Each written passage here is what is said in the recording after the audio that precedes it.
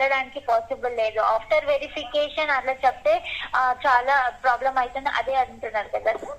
ఇప్పుడు అది అంతేగా మేడం. ఎందుకంటే ఇప్పుడు లాస్ట్ కి ఒక అబ్బాయి ఏదో ఇప్పుడు కొంత డబ్బు పెట్టి ఆడి విన్నింగ్ అయినప్పుడు ఏదో ఫస్ట్ రాకపోయినా కొద్దిగా వచ్చినా గానీ అప్పుడు ఆ అబ్బాయికి మీ ఆధార్ కార్డు మీ రిస్ట్రిక్ట్ స్టేట్ లో ఉంది కాబట్టి మీకు విత్డ్రా రాదా అని చెప్పే బదులు అదేదో ముందే ఇచ్చేసారు అనుకోండి, అరే ముందే అకౌంట్ క్రియేట్ చేసేటప్పుడే రాలేదనుకోండి, వాడు ఆడాడు కదా. సార్ అర్థమవుతుంది సార్, నేను అది ఫీడ్బ్యాక్ తీసుకుంటా సార్. ఓకేనా సార్? ఫీడ్బ్యాక్ తీసుకొని ఎప్పుడు ఇస్తారో ఏమో. అంటే ఇప్పుడు మాత్రం ఆంధ్రప్రదేశ్ ఆ తెలంగాణ నుంచి అకౌంట్ మాత్రం యాక్టివేట్ అయితే కావు, ఇక కొత్త అకౌంట్ కూడా క్రియేట్ చేసుకోవడానికి కాదు. ఇక అకౌంట్ క్రియేట్ చేయొచ్చు సార్, కానీ ఆడడానికి పాసిబుల్ లేదు సార్, అది అంటున్నా సార్. అదేంటి మేడం, మళ్ళీ ఇక్కడ పర్మిషన్ లేదన్నప్పుడు మళ్ళీ ఎట్లా యాక్టివేట్ అయితే అర్థం కావట్లేదు. అకౌంట్ అయితే మనం డ్రీమ్ 11 యూజ్ చేయొచ్చు సార్, కానీ డబ్బులు యాడ్ చేయడం ఇంకా పెయిడ్ కాంటెస్ట్, అక్కడ కాంటెస్ట్ చాలా ప్రకారం ఉంటుంది సార్. పెయిడ్ ఉంటుంది, ఫ్రీ కాంటెస్ట్ ఉంది, ప్రాక్టీస్ కాంటెస్ట్ ఉంటుంది. కింద చెక్ చేస్తే మీకు ప్రాక్టీస్ కాంటెస్ట్ కూడా ఉంటుంది. ఆ ప్రాక్టీస్ కాంటెస్ట్ జాయిన్ చేయొచ్చు.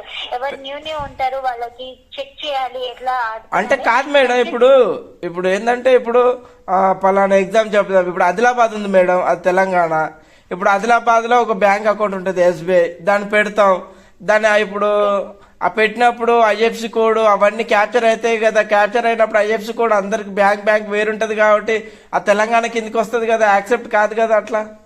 అది యాక్సెప్ట్ అయితే సార్, అప్పుడు మీకు ఆడడానికి ఏమైనా ఇష్యూ అయితే మాకు కాంటాక్ట్ చేయొచ్చు, మేము చెక్ చేసి అప్పుడు అసిస్ట్ చేస్తాం. అదే మేడం, ఇప్పుడు అట్లా మేడం, ఇప్పుడు ఆ తెలంగాణ కిందకి వస్తుంది కదా అకౌంట్, బ్యాంక్ అకౌంట్. అది బ్యాంక్ అకౌంట్ కాదు సార్, మీది డాక్యుమెంట్ అంటే మీది జీపీఎస్ లొకేషన్ ఇంకా మీది కేవైసీ ఎక్కడ ఉంది అదే రెండు చూస్తాం సార్. బ్యాంక్ అకౌంట్ ది ఏం లింక్ లేదు సార్ ఇక్కడ. బ్యాంక్ అకౌంట్ కి ఏం సంబంధం ఉండదు.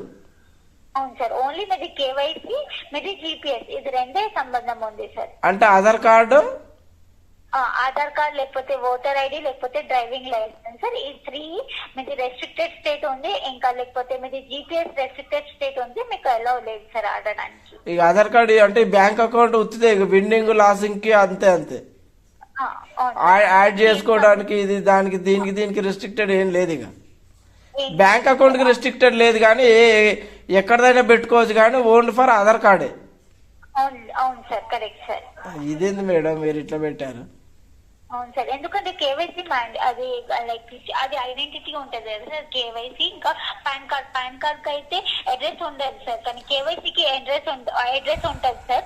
ఆధార్ కార్డ్ లో అడ్రస్ మెన్షన్ ఉంటది సార్, దానిలో బట్టి అది రెస్ట్రిక్టెడ్ లేకపోతే నాన్ రెస్ట్రిక్టెడ్. అందుకోసమే ఇది కేవైసీ ఇంకా జీపీఎస్ రెండు.